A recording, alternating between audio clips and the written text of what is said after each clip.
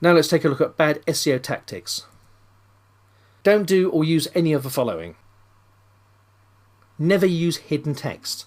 What exactly is hidden text? Well, it's text that exists on your page, but it's been hidden from the viewer. So the way that people used to hide text would be to make the text the same colour as the background. So if your page happens to be white, you'd make the text also white, so the visitor couldn't actually see the text. And again, this was the old thing that people used to do keyword stuffing, where they'd repeat the keyword over and over again. So guarding tools, etc. And they would then make that text all white. And it was a way to try and take advantage of the search engines. The search engines have become wise to that, of course, now. It's something that's very old and is no longer used. So don't ever use hidden text on the web page. Your rankings will drop. Hidden links, not a good idea. Same sort of thing. So there's a link, but again, the text colour is the same colour as the background, so it can't be seen. Keyword repetition. I already mentioned that on the other page, where you don't want to repeat the keyword phrases too many times. This is keyword density. Once or twice, they reckon somewhere around about 75% is okay. So in a page, of about say 500 to 600 words, I'd say really no more than 3 times at the absolute most. Doorway pages. A doorway page is basically a page which links straight to another site. You, as a visitor, are looking for guarding tools, and you're taken to a page that has absolutely nothing to do with guarding whatsoever. You type in the URL of a particular website, and it takes you to somewhere completely different. So that's what's known as a doorway page. And again, something that's you get some of these iffy sites like gambling and sites like that often use these kind of poor quality tactics to actually get traffic to their pages. It's unwanted traffic. The people didn't want to go there, but they land there because they went through one of these so-called doorway pages. Mirror pages is just almost like an identical copy of the original page. You'll have a different URL, but it will be the same content. Don't use those. It's duplicate content. The search engines won't like it, and nor will the visitors for that matter either. Cloaking is false traffic driving. You can have a link which says, click here to go to my gardening tools page, and it doesn't take them there. It takes something completely different, where it takes to a page where maybe it's just buy this product or something like that. Avoid that. The only time cloaking is okay is for affiliate links. By affiliate link, we mean it's a link that goes to a product offer. The searchers aren't particularly fond of affiliate marketers, and so therefore what you might do is you might cloak your link. You don't cloak your link to hide what it is that you want your visitor to go to. So for example, if you want them to go to a particular page which is listing different gardening tool products, you'll still have the link called gardening tool products, so the visitor knows where they're going to, and then they know what to expect when they click your link. But it's just it won't show the whole URL. It won't show the actual affiliate link, if you like. So that's perfectly all right, but you mustn't use the cloaking in terms of, click this link to go to my gardening tools page, and all it does is it takes you into some gambling site or something like that. Now we'll take a look at off-page SEO. So similar to on-page SEO, it's always a good idea to start off with keyword research, testing and selection of those keywords. So you look at your keyword phrases, you're going to be doing link building and social media, driving traffic in relation to those keyword phrases. Going back to what I was talking about on the previous page, using keywords and link anchor text. So anchor text, remember, that's the text that people click on to go to another page. So it's very, very important to use your keywords in that link. So if you want to take people to your page on gardening tools, then your keyword link or your anchor link should have gardening tools in the link. It helps the visitor to know exactly where they're going, and it also helps the search engines to see that they can actually also follow that link to your gardening tools page. It's very important to obtain links from high-ranking publisher sites. What exactly do we mean by that? People often refer to a site's PR. The PR is the page rank. The higher that number, the better it is. So, for example, a PR6 site is going to be considered a much higher authority than the site that's only got a PR ranking of, say, 0 or 1. If you can get links from high PR-rated sites to your site, that's going to immediately increase the respect of your site in the search engine's eyes. When doing link building, it's also important to only have what's known as one-way inbound links. This is a link from one of those sites to your site. You don't then want to link from your site back to their site. That's what's often known as a reciprocal link. Avoid that. When linking also, it's very important that you use different keywords within your links. Don't always use the same keyword phrase. For example, if you're trying to link to your gardening tools article, Don't keep linking every time. Using check out my gardening tools, look at my gardening tools, visit my gardening tools. Don't keep using gardening tools. Use other related links. So you could talk about gardening equipment, for example. Check out my gardening equipment or whatever it is. So in other words, don't always use the same keyword phrase within your links. The search engines will immediately think there's something fishy about that, because naturally, if people are talking about a particular article, they're not always going to refer to it the same. Or they may just say, go to this gardening site.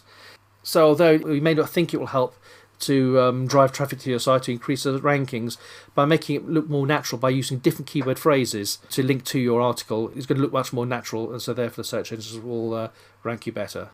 And speaking about link building, you need to do your link building slowly. It would look totally unnatural. Think about a site that maybe has only just been built and it's only been online for maybe a month or a couple of months, and there's not very many links coming in, and then all of a sudden one day 1,000 links come into that website.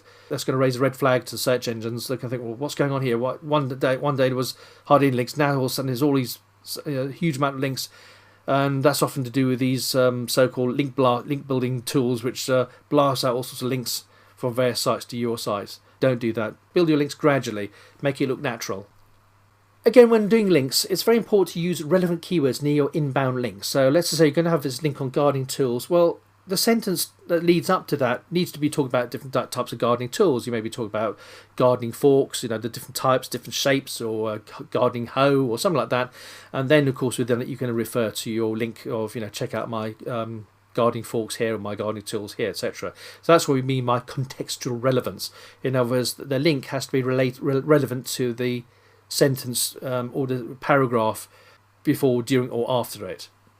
It's no good being talking about, for example, best lawn care, and all of a sudden you say, check out my gardening tools. Well, that's not really talking about lawns, is it? So therefore, the link needs to be relevant to the paragraph or phrase or sentence that you're talking about. Also a good idea to do what's known as deep linking. What exactly do we mean by deep linking? Well, deep linking is linking from pages or posts from one site to pages or posts another site. So instead of just linking always to the main URL, so if your main website was called gardening.com, don't just keep linking to gardening.com all the time. Link to, for example, your article on gardening tools, your page on lawn care, for example. That's what we mean by deep linking. There may be another site which is talking about lawn care, and you want to get a link from them to your site, so it'd be best to link from their site, their page on lawn care, to your page on lawn maintenance, for example. So that's what's known as deep linking, rather than linking from the main domains all the time. Target a small list of keywords, up to 4 maximum. It was only last year that people were talking about targeting several keywords, 25, 30 keywords, something like that. But these days, because the competition is so much higher, it's best to start small. So it's best to start with 4 your best keywords. By best keywords, I mean those that have the highest number of searches per month. So start with 4 of them, and once you've got those ranking well, then you can add an additional 4 and so on, until you build up a considerable list of keywords. When doing your link building, it's good to link from sites with a variety of link ranks. To start off with, link from sites which have high page ranks, and then sprinkle those links with links where the page rank or the PR isn't as high. So anything from a mixture of page rank 0 all the way up to, say, page rank 6. And that, again, makes your link building look a lot more natural. Track all active keywords for performance. See how well your keywords are doing, and one good way of testing this, as I mentioned earlier, is to use either things like Google Analytics, Stat Counter, or the built-in tracking that you have available in your hosting account. And discontinue campaigns if ranking does not improve. In other words, if you're trying to target a particular keyword and you're using all the different types of link building strategies and you're finding your rankings not improving, then the best thing to do is to essentially dump that particular keyword phrase and move on to another one and try that. Ideally, what you're trying to do is you're trying to get ranking for all your keywords. So if some keywords just don't work, then it's best to forget those and move on to ones that do. So using a combination of both off-page SEO and on-page SEO, you can expect results in as little as 1 month to 2 months in Bing, 1 to 9 months in Google and Yahoo. It takes a little bit longer with those because they're much more popular search engines at the moment than Bing, although Bing is constantly improving. Now we'll move on to off-page SEO mistakes, things that you need to avoid. Avoid duplicate keywords in your link adverts. So various links that you're using, you don't want to keep repeating that keyword over and over again. So that applies to both on-page and off-page SEO. Also avoid site-wide links causing what are known as link growth spikes. A site-wide link is basically where every single page on a website is linking to you. It may sound good initially, but it doesn't look natural. And when we're talking about spikes, we're referring to a sudden increase in unnatural link growth, if you like. So you've got a very steady growth going on, and all of a sudden it's a spike of 100, 500 links coming through all almost like in one day, and that's considered to be not natural, and you'll get penalised for that. The next one really applies if you're employing a particular service or a company to help you with your link building strategy. So using on-page SEOs to do the work of specialist off-page SEOs. Companies would normally employ people who are specialists on doing on-page SEO, so in other words, optimising your site by looking at the pages, the content, the keywords, etc. actually on your site. Whereas off-page SEOs, of course, are the people, as we kind of already mentioned, people who are doing link building, people doing social media for you, that type of thing. So you don't really want to swap people around. Just use the people who are specialists at their own particular part of the SEO campaign. Also, again, as I mentioned earlier, you don't want to place random links without keywords near your link adverts. In other words, you don't want to have just links which don't have any relationship or with the actual content. You don't want to be talking about gardening tools and have a link going out to lawn care or something like that, because it's not directly related. Some bad off-page SEO tactics to avoid. So don't do any of these. Do not employ link farms. These are sites which have 100 plus outbound links per page. Again, they don't work. They're just considered link spam, and again, you'll be penalised for using such services. Using irrelevant keywords in your link ads. I already just mentioned that on the previous page. Poor quality links. These are links which are going out to sites which are not considered good quality sites. They often refer to them as bad neighbourhood sites, de-indexed sites. They're sites that aren't particularly well approved in the search engine, so you don't really want to be linking out to sites like that. Always make sure that the links coming into your site have got a decent PR ranking, and it is equally important when you're linking out to other sites to make sure that the PR ranking of those sites you're linking to is also good. Link churning. This is where you may decide to swap links around, where one day you're linking to one site, then you're linking to something else, and so on. In most situations, people tend to set up links and leave them, but every now and then again, people are trying to optimize their sites, so they may want to swap one link for another. And if they do that a lot, that's considered link churning, and again, there's something to avoid. The best thing to do is to choose the right sites in the first place and link to those, and then leave those links permanently set up. Hidden inbound links. Again, these are links that people can't see, but nonetheless they still exist. Avoid those. In this video, we have looked at what is SEO, off-page and on-page SEO. We also took a look at tags.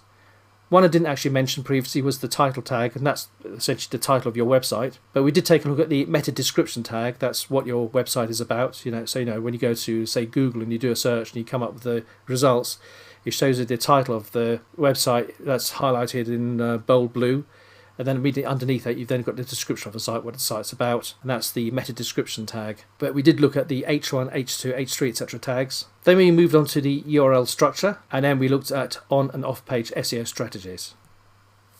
If you'd like more training information, then come and visit http://philsolano.com. Thanks for watching this video, and I'll speak to you soon.